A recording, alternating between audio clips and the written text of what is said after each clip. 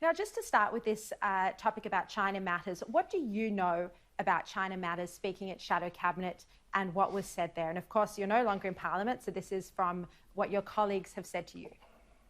Well, this is just what I've heard, but China Matters is a reputable organisation that has a more accommodate China view than, say, I do, who's an advocate of the Tibetans and human rights. It's a perfectly legitimate point of view, but I understood that they were asked to appear before Shadow Cabinet to put their views on China.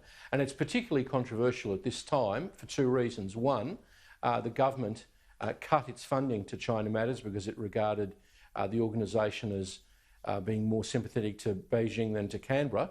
That's the government's view. And also in a week when we had, as you were just talking about, this massive cyber attack by an unnamed country on Australia. In terms of Labor MPs and the perception that they have had their free speech blocked when it comes to China, you know, this was one of the issues that I'm told by people who were present was raised on Monday night by the China Matters director, Allan Gyngell. He said it was unhelpful and, you know, the strong rhetoric on China. You know, what are you hearing about just how worried Labor MPs are about their ability to speak freely?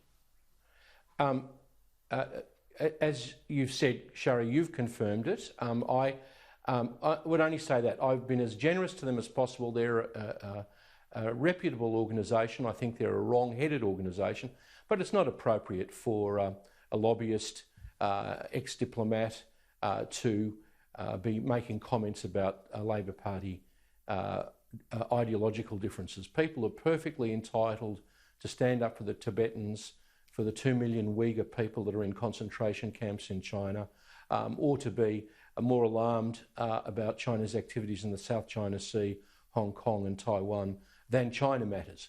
So, you know, let's just stick to the issues.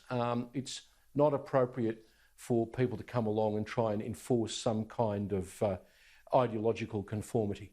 Did you ever feel constrained when it came to free speech on China when you were part of the federal parliamentary team?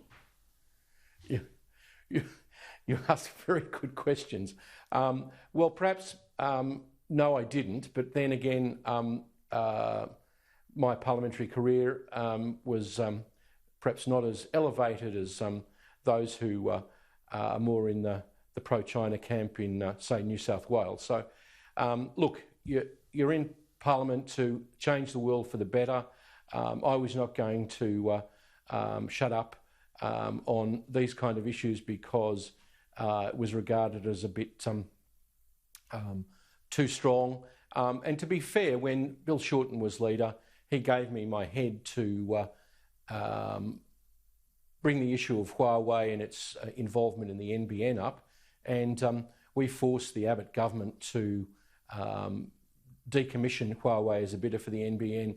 In fact, Australia led the world in opposition to Huawei, both in the NBN and 5G, and I'm very proud of my role in it. And it shows, without being grandiose, you can do it from the back bench. Yeah. Michael, just to go to what's going on at the moment, you know, there is one thing that perhaps is little understood about, you know, the factional power plays at the moment in federal Labor, and that's the impact that this whole Anthony Byrne, Adam Somyurek dispute has had on Labor's policy position when it comes to China. Explain why it affects it. Well, it's canvassed in the paper on the weekend that there was going to be a resolution critical of the state government's BRI policy moved by a left-wing and a right-wing union at the forthcoming state conference. Now, there's no state conference. So that obviously, that criticism genuinely of people who have different points of view inside the party can't take place. My old sparring partner inside the Labor Party, Kim Il-Kar, will definitely be reselected for the Senate. I'm not sure that would have happened before. And he is the most vociferous pro-Beijing person in the Australian Parliament. So, you know, you add all of these things up. I don't say the events between Somyurek and Byrne happened because of them. In fact, Anthony Byrne and his mentor, Stephen Conroy, are both critical of China. but the unintended consequences are elsewhere. So there'll be no resolution at the state conference.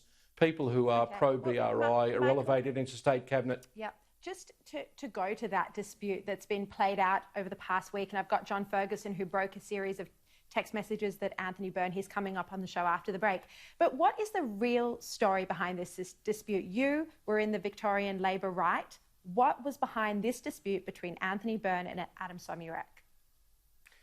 Well, there's obviously some personal falling out. As I've said, I doubt whether it's legal, but I'm sure people will, greater lawyers than I will look into that. It's certainly not ethical to sort of film someone, as you can see by Somyurek's change of clothes over some period of time. He's, obviously in different sets. I can't understand.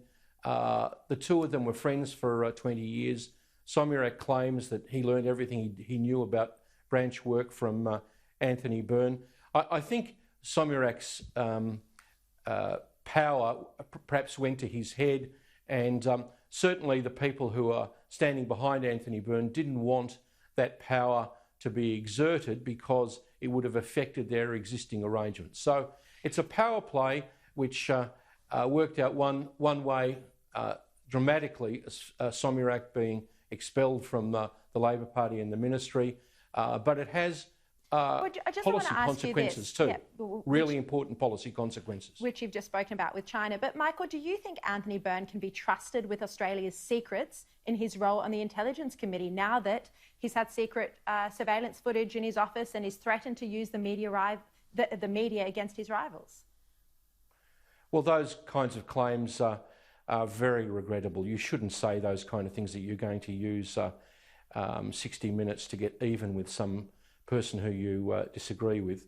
That's not right. But I'm not in Parliament anymore. Thankfully, I don't have to have my Do you think he should stay on the committee? Conversations. Should he stay in the committee? I think it's a very difficult thing for him to stay on the committee, given the fact that those recordings covertly, video and audio. It's you have to have a very high standard when you're on that committee. I was on that with him. He's generally been a very solid citizen, and that's why the government is so anxious that he stays there. I think they're worried that that Labor might appoint some ratbag to it, but it's still ethically, you have to ask whether a person who did that can be on such an important and elevated committee.